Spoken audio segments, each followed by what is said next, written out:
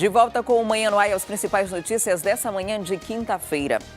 E bandidos assaltam um idoso de 60 anos logo após ele sacar a aposentadoria da esposa em uma agência bancária. Esse crime aconteceu na Zona Norte. A vítima é pedreiro e está desempregada. A tristeza no olhar do seu Paulo e da dona Raimunda tem um motivo. É que hoje de manhã, seu Paulo saiu de casa logo cedo para sacar o benefício da dona Raimunda.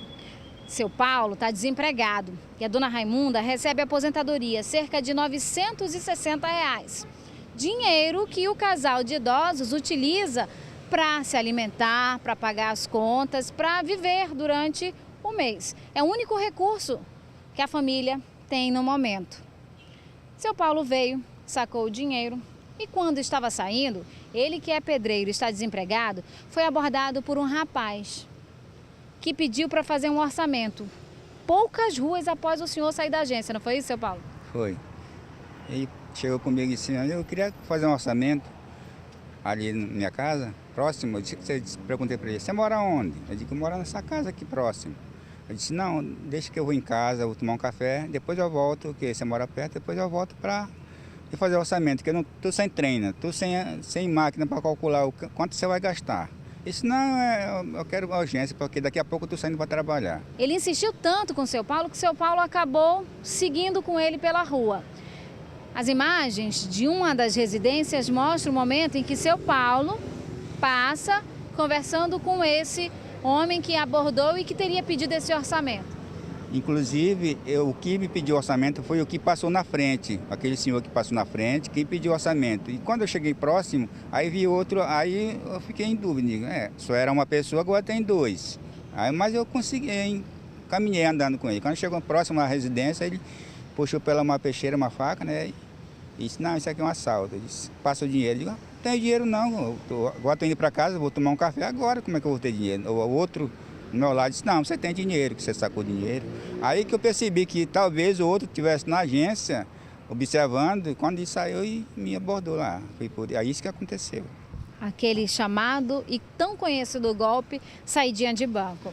Sempre ficam os olheiros dentro da agência, observando a movimentação dos clientes. E olha que seu Paulo, ele tem todo um cuidado, já que esse é o único benefício da família. Então, hoje o senhor veio sacar logo cedo, porque precisa comprar o remédio da dona Raimunda. Certo, além do remédio, até uma sandália que eu estava precisando de comprar. Por sinal, eu não tenho dinheiro para comprar agora, né? E durante o mês, como é que a gente vai passar? Porque é o único dinheiro que a gente tem, que a gente pode contar é com esse. E muitas vezes a gente compra de um mês para pagar no outro, já contando com esse dinheiro, né? E na verdade não tem. E agora o que a gente vai fazer? Nós já fomos assaltadas dentro da minha casa e agora novamente ele foi assaltado. Então isso é muito triste. O desespero maior é que, sem emprego, como é que seu Paulo vai conseguir dinheiro para passar esse mês? Difícil, né? A gente quando está, como se diz, quando está nessa idade de 60 anos não consegue emprego porque a idade já está avançada, né? E quando está com 18 anos não consegue porque não tem experiência. E a situação, nossa situação, como eu que estudo a área civil, está tão difícil a área civil agora para você trabalhar, para você conseguir um emprego. E há alguns bicos que eu arranjo que ajudo ela no sustento da casa. Mas agora desse mês foi só Deus pode nos alimentar. E se você reconheceu qualquer um desses criminosos, denuncie a polícia no telefone 181 ou 190, não precisa se identificar. E se você puder ajudar essa família, é só entrar em contato com o seu Paulo. O número dele é o 994-099798. Anota aí, está aparecendo aqui embaixo para você também, 994-099798. E a gente continua falando sobre crimes cometidos contra clientes de agências bancárias. Agora vamos falar sobre os casos de estelionato. É cada vez mais comum você ouvir falar de pessoas que caem em golpes que acontecem em bancos. Esse tipo de crime pode ser realizado de muitas formas, mas você pode tomar alguns cuidados para evitar. Quer saber como se prevenir? Acompanhe a nossa reportagem. Esse homem que não quer ser identificado é mais uma vítima de um golpe. e num lugar já bem conhecido da polícia, o banco. Fui fazer um saque na agência da Alvorada. Depois um moço lá pediu, mostrou, estava dando uns papel lá para atualizar número e senha. Daí eu peguei o papel ingênuo, voltei pro caixa, dos últimos caixas, e botei meu cartão e atualizei minha senha. Tirar meu cartão prendeu. Aí apagou lá no sistema, a gente pelejou, consegui tirar. Na segunda-feira que era para receber meu pagamento, fui receber o pagamento, chegou lá o cartão bloqueado. Peguei o cartão, corri pro banco. Quando chegou lá, o cartão não era o meu, o cartão era de Rio Grande do Norte. Tinha sido trocado meu cartão. Daí apareceu, a gerente puxou, foi ver, tinha feito um saque de 5 mil reais na minha conta, me deu um prejuízo de 5 mil, fez transferência para minha conta, recebeu dinheiro de outros estados na minha conta, fez um verdadeiro estrago. O prejuízo ele paga até hoje. Para quitar a dívida, precisou fazer empréstimo. Esse é apenas um dos tipos de crime, mas existem outros. Um dos mais famosos é o chamado chupa-cabra. O chupa-cabra é um aparelho que os criminosos estão usando, né? Colocam nos terminais das agências bancárias e no momento que a vítima chega e coloca o seu cartão, o mesmo é clonado. Tem ainda o golpe da baluda. O golpe da baluda é muito usado por estelionatários, né? Que pegam bolos de papéis, em volta eles colocam uma cédula, né, de 50 ou de 20 reais e no momento que a vítima vai passando, eles deixam essa baluda cair, esse suposto bolo de dinheiro. No momento que a vítima pega esse bolo, eles são bem solícitos e começam a querer agradar a vítima e nesse momento eles conseguem retirar bolsas e etc. da vítima. E o golpe do envelope vazio. Cleucimar quase foi vítima. Ele anunciou a venda de uma TV pela internet. Um suposto comprador, que se mostrou interessado pelo produto, disse que já havia depositado dinheiro na conta dele. Mas, na verdade, a vítima logo percebeu que era um golpe. Assim que a gente fez o anúncio, né, pelo site de compras, eu achei esquisito, porque imediatamente já começaram a entrar em contato comigo, né? E aí o rapaz demonstrou muito interessado e pediu que eu desse informações sobre o produto, perguntando valor, características e tal, e eu respondi. Ele falou, eu quero e vou dar de presente para minha mãe, me dá o número de uma conta que eu vou fazer o depósito. E aí nós passamos o número da conta, eu e minha esposa, e aí ele ficou insistentemente ligando, praticamente assim de 5 em 5 minutos ligando. E aí já caiu dinheiro, precisa da televisão. Eu falei, calma, a gente está vendo. Quando a minha esposa conseguiu tirar o extrato, que me mandou o print da tela, e eu verifiquei que o dinheiro estava bloqueado, né? Tinha o valor, mas bloqueado. Quando foi na segunda-feira, né, que é o expediente bancário, depois do final de semana, a gente confirmou realmente que era um golpe, puxamos o extrato e estava lá, que tinha sido uma transação irregular, que o envelope estava vazio. Algumas dicas são importantes para que essas práticas sejam evitadas. Primeiramente, não aceitar ajuda de estranhos, né? As pessoas elas devem, no momento de sempre desconfiar da ação desses criminosos, no momento que estão fazendo transferências, no momento que estão manuseando os caixas eletrônicos, eles percebem e vê a dificuldade dessas vítimas e acabam sendo solícitos, se passando por funcionários de banco e nesse momento onde eles fazem a troca do cartão e acabam enganando essas vítimas. Lembra do nosso personagem do início da matéria, que perdeu mais de 5 mil reais num golpe? Pois é, ele aprendeu todas essas dicas da maneira mais difícil. Todo dia tem um tipo de golpe e eu fui mais uma vítima de um golpe, né? Na minha ingenuidade, confiando nas pessoas, terminou acontecendo isso. Até hoje passo dificuldade por causa disso aí. Pagando o banco, fiz empréstimo para pagar o banco e até hoje estou pagando, né? Pagando pelos outros. Quando a esmola é grande, o santo desconfia, né? Então é importante se cercar de vários cuidados para evitar que esses golpes que a gente mostrou aí aconteçam, né? Um deles é tendo cautela, prudência na hora de fazer qualquer tipo de negócio. E os bancos hoje oferecem seguros também para você resguardar o seu cartão de crédito, até a sua conta bancária e evitar que aconteça algum tipo de prejuízo que você tenha que pagar por uma dívida que não é sua.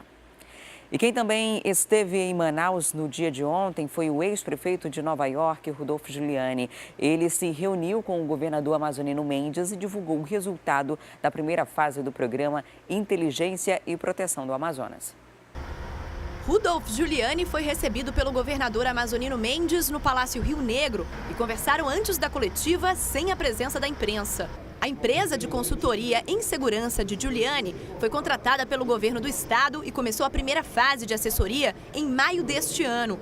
E um dos pontos mais importantes que foi identificado é a fragilidade das fronteiras, que, de acordo com o ex-prefeito, é aberta e perigosa demais. Eu acredito que a fronteira de vocês é aberta demais. Any open border is dangerous. E uma fronteira aberta é perigosa.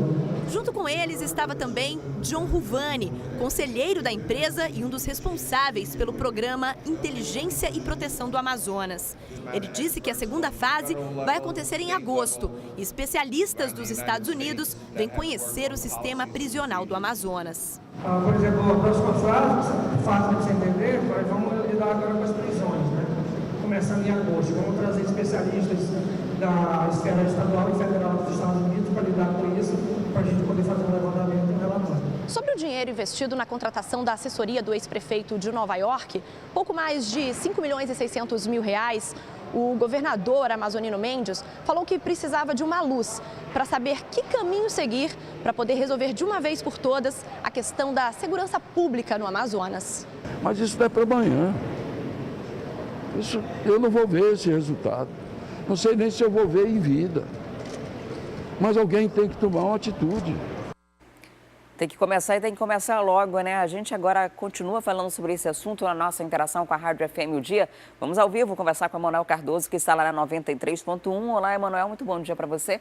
Muito bom dia, Adriane Diniz. Bom dia para todo mundo que está aí acompanhando você no Manhã no Ar. A gente acabou de mostrar aqui na TV uma reportagem sobre a vinda do ex-prefeito de Nova York, Rudolph Giuliani, que é uma espécie de consultor de segurança pública e que aqui no Brasil está assessorando o governo do Amazonas num plano de segurança para o nosso estado, né? Rudolph Giuliani é famoso porque era o prefeito de Nova York na época do 11 de setembro, ele que implantou um choque de ordem de segurança na cidade, reduziu drasticamente os índices de criminalidade por lá e também acabou a Cracolândia. A expectativa é que algo em torno disso possa ser aproveitado para a nossa região. Nesse início, além de falar de fronteiras, ele divulgou outras fragilidades que precisam ser melhoradas, né?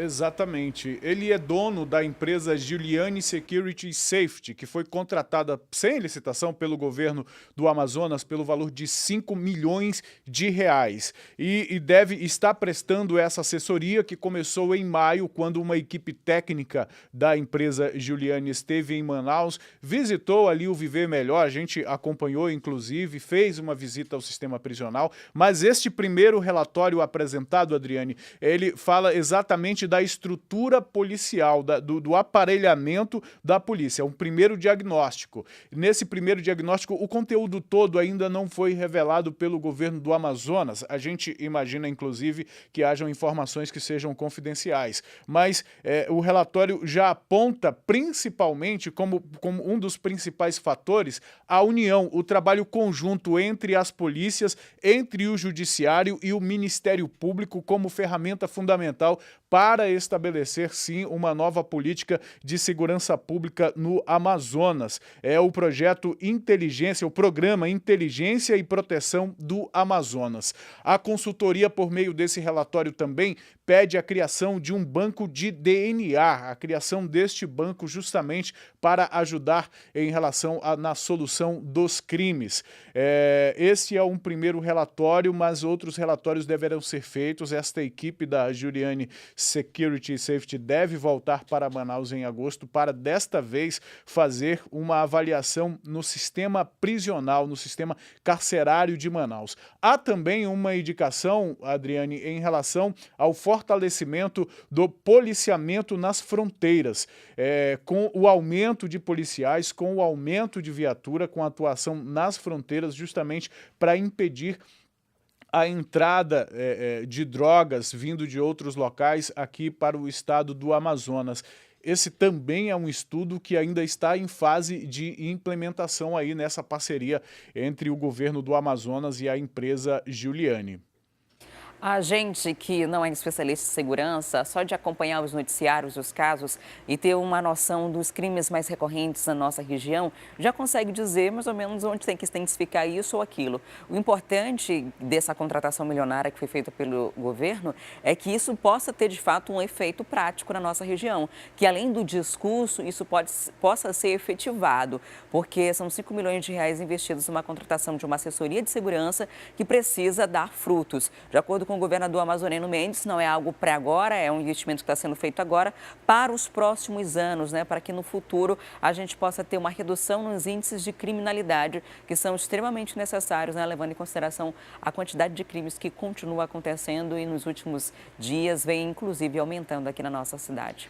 Um exemplo, Adriane, disso que você está falando, um dado específico trazido por este relatório é que eles apontam que cerca de 90% dos homicídios ocorridos na região estão relacionados com o tráfico de drogas. É um diagnóstico já deste relatório. E é um diagnóstico que a gente, como você disse, sem ser agente de segurança ou especialista nessa área, fazendo a cobertura jornalística, a gente sabe dessas informações, que a maioria dos crimes estão sim, e não só de homicídios, mas de assaltos, de roubo a ônibus, de roubo às pessoas. A maioria dos latrocínios estão sim relacionados ao tráfico de drogas. Vamos acompanhar então e esperar que, de fato, esse investimento possa trazer resultados positivos para a gente. Agora, mudando de assunto, Emanuel, o STF começa a avaliar hoje 19 ações de inconstitucionalidade contra a reforma trabalhista. Reforma essa que está gerando bastante polêmica, né? Já teve parte dela que não vale mais, outra parte que entrou em vigor há cerca de 7, 8 meses e ainda assim ela continua sendo questionada, né? Essas ações estão alegando que parte dela não cumpre o que determina a Constituição Federal, que é a Lei Suprema. Exatamente. A maior parte dessas ações foi encaminhada para o Supremo por confederações. Pelo menos 19 confederações de sindicatos, de representações de classes entraram com essas ações diretas de inconstitucionalidade. Um dos pontos principais, Adriane Diniz, é em relação à contribuição sindical compulsória, aquela contribuição obrigatória para os sindicatos, que foi essa obrigatoriedade foi revogada pela reforma trabalhista. Então, essas confederações entraram com as ações diretas de inconstitucionalidades e tem no seu relator, que é o ministro Edson Fachin, já um posicionamento favorável a que essa cobrança seja feita. As confederações argumentam que, sem recurso, as representações sindicais vão perder força e vão perder, inclusive, a capacidade de representar as suas classes. Há também, anexada a esse julgamento, pelo próprio relator das medidas, pelo ministro Edson Fachin, uma ação direta de constitucionalidade, que é movida, entre outras empresas, pela ABERT, que é a Associação Brasileira de Emissoras de Rádio e Televisão. A classe dos empresários pede que a possibilidade de empresários e funcionários e trabalhadores e colaboradores decidirem sobre os pontos, sobre valores, sobre os horários, que essa autonomia seja assim considerada constitucional. Então tem aí as medidas, as ações diretas de inconstitucionalidades e este ponto em que pelo menos esta associação pede que seja considerada constitucional, e isso deve acontecer no julgamento que começa hoje, mas a ministra Carmen Lúcia convocou os ministros também para amanhã, caso o julgamento dessas ações se estenda até amanhã. É algo que realmente interessa a todos nós, porque afeta diretamente a toda a classe de trabalhadores. As pessoas que defendem, inclusive a Procuradoria-Geral da República, por meio da Raquel Dodge, já se posicionou favorável ou pelo menos contra a cobrança compulsória. Deixa eu ver se eu me fiz entender. A PGR diz que a cobrança obrigatória não é constitucional. Outras entidades, como as próprias confederações, dizem que, na verdade, a cobrança ou o valor que é destinado à contribuição sindical representa 0,25% do salário mensal dos trabalhadores e, portanto, não é algo abusivo e que pode sim servir como base. Se tirar essa possibilidade, se tirar essa fonte de recurso das representações sindicais, o que os representantes das confederações dizem é que isso é um impacto social. E a gente vai acompanhar, Adriane Diniz, essa votação aí, porque é algo que realmente interessa a todos nós. É bem provável que se estenda, né, que dure também ao longo do dia de amanhã. Então, na segunda-feira, a gente já traz o balanço completo de tudo isso para você que acompanha a gente. Muito obrigada, Emanuel, pela participação. Excelente dia para você, para os ouvintes da 93.1. E amanhã a gente se encontra. Bom dia, Adriane. Até amanhã. Até lá. E já já a gente volta para mostrar como foi a visita do vice-presidente dos Estados Unidos a Manaus. A gente também traz vagas oferecidas pelo Cine para esta quinta-feira. Eu volto em instante só, não saia daí.